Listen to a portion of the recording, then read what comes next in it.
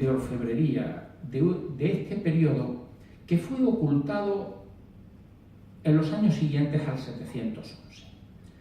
Yo tengo que agradecer públicamente a la profesora Gloria Lora toda la información que a mí me facilitó de este momento. Ella es una especialista, una de las mejores especialistas que tenemos en el país, a la hora de facilitarme información, facilitarme datos sobre cómo era aquel mundo que a principios del siglo VIII se convulsiona. Y después de algunas charlas, tomarnos algunos cafés, yo tenía claras un par de ideas.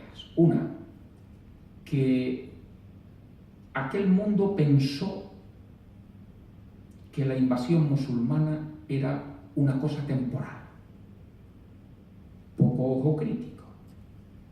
Pensaban que los musulmanes habían cruzado las columnas de Hércules, que era como entonces se denominaba lo que hoy conocemos como el Estrecho de Gibraltar, para tomar botín, probablemente llamados por una de las facciones de la nobleza visigoda que estaban enfrentados al que a la postre sería el último monarca visigodo, Rodrigo. Por cierto, la profesora Gloria Lora me descubría las enormes raíces cordobesas y vinculaciones con Córdoba que tiene precisamente don Rodrigo. Esa temporalidad hizo que muchísima gente, huyendo del temor a lo que suponía la invasión de un pueblo que buscaba botín, que buscaba saquear, que buscaba arrasar lo que encontrase a su paso, huyó sin llevarse las cosas más valiosas. Los caminos no estaban seguros.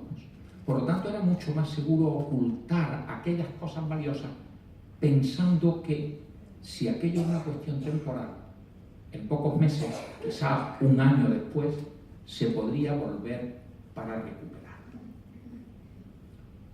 La llegada de los musulmanes a la península no fue una cosa temporal. Fue una cosa estable y para muchos siglos. Muchos de aquellos tesoros quedaron ocultos y se perdió memoria de su existencia. Piensen, por ejemplo, que los cristianos no llegan a Toledo hasta el año 1085, es decir, casi 400 años después de que muchos toledanos se hubiesen marchado de Toledo huyendo hacia el norte temiendo a la invasión musulmana. En el año 1858, lo ha dicho antes Mariamón, por una circunstancia casual se produce ese descubrimiento. Piezas que alguien debió ocultar en el 712, en el 713, en el 14, cuando van llegando noticias a Toledo, a la capital del reino, de que el ejército ha sido derrotado, que los intentos de frenar el avance musulmán no han sido posibles. Eso no lo va a ir contando un personaje de ficción, el conde Liuba, jefe de la caballería pesada del ejército visigodo. La profesora Gloria Lora me decía también, no sabemos cómo se planteó la batalla del Guadalete o la batalla de la Janda. Sí sabemos que una facción del ejército visigodo traicionaba a su propio rey, pero no sabemos los movimientos estratégicos del ejército. Ella pensaba que me estaba dando una mala noticia. Y yo le dije, esto es magnífico para un novelista, me lo puedo inventar todo sin faltar a la verdad.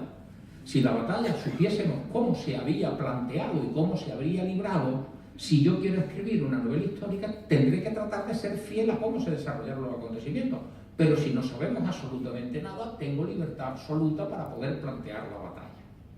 Y entonces, sobre un hecho que es histórico, cuando Recaredo abandona el arrianismo y se convierte al catolicismo, el Papa le manda un trozo del Lignum Crucis, que queda depositado en la sede metropolitana de la iglesia de la Hispania del momento, la iglesia visigoda en Toledo, metida en un relicario, una cruz, panelada en oro, y cada vez que el ejército visigodo salía a combatir, eso sí lo sabemos, con esa cruz se le bendecía. Yo me imaginé cómo podía ser una escena de aquella. Varios miles de hombres armados, preparados para el combate.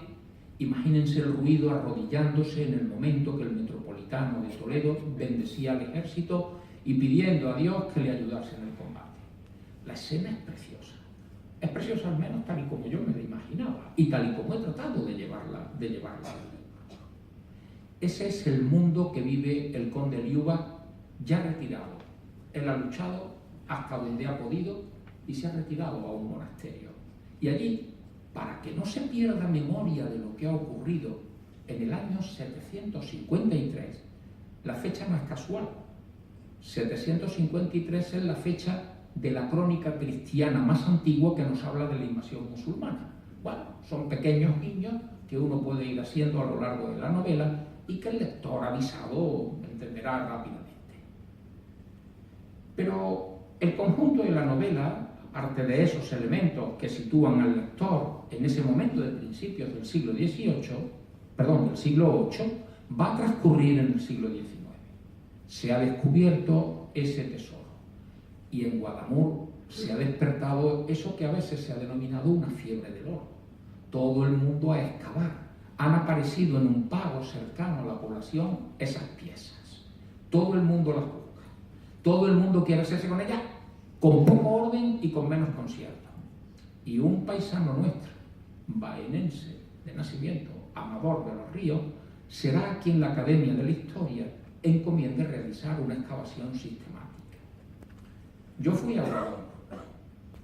A veces los novelistas hacemos esas cosas. Irnos al sitio donde ocurrieron mucho tiempo atrás los hechos. Pero uno ve el ambiente, oye cosas, habla con la gente del lugar.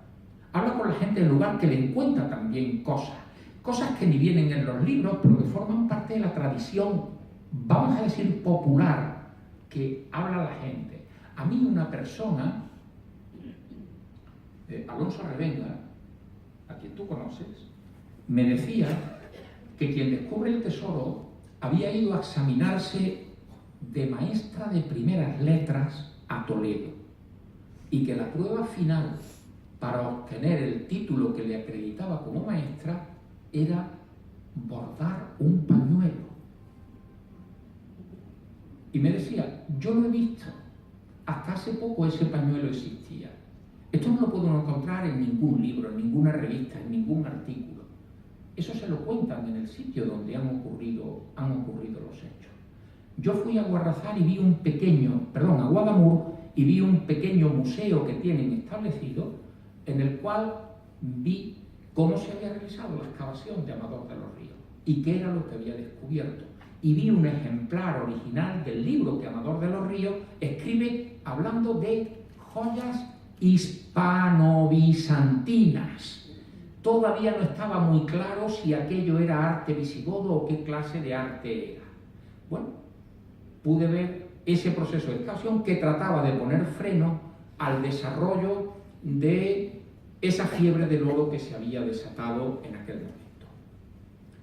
Hubo maltrato a unas piezas que son únicas en el mundo.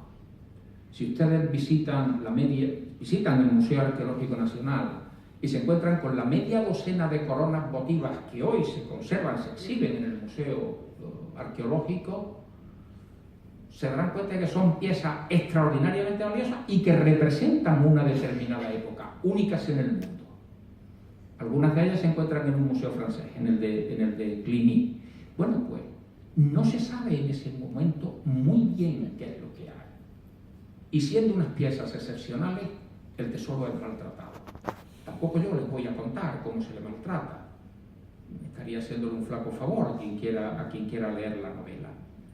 Pero sí le diré que estoy razonablemente convencido de que la creación de nuestro Museo Arqueológico Nacional tiene mucho que ver con lo que ocurrió en ese pueblecito de Toledo. En otros países de nuestro entorno, y cuando digo de nuestro entorno, de nuestro nivel, existían museos arqueológicos nacionales. Los había en Francia, los había en Gran Bretaña, los había en Alemania, pero no lo había en España. Ese desinterés por nuestras cosas, ese desinterés por aquello que nos está hablando de nuestro pasado. Un pasado que nos ha permitido llegar al presente actual. Es entonces, fíjense, la fecha del descubrimiento del tesoro y que por una serie de circunstancias desencadenó una polémica extraordinaria en la prensa, una serie de debates que llegaron incluso al Congreso de los Diputados, reclamaciones diplomáticas, etcétera, etcétera, etcétera, el Museo Arqueológico Nacional se funda 7 años después. Se empiezan a dar los primeros pasos para construir un edificio que pueda albergar todas esas piezas que van apareciendo en multitud de sitios y a las que se le concede muy poco valor. Tan poco valor que muchas de ellas han terminado fundidas, desaparecidas, convertidas en lingotes de oro o de plata, siempre y cuando no haya habido una institución capaz de protegerlas. Les decía al principio que esa fue una de las razones que me llevaron a escribir esta novela. Tratar de llamar la atención sobre lo que significa nuestro patrimonio cuando nos está hablando del pasado y las obligaciones que tenemos como sociedad de tratar de luchar por mantenerlo, por conservarlo, por acrecentarlo si es posible y por legárselo a las generaciones que vengan detrás de nosotros.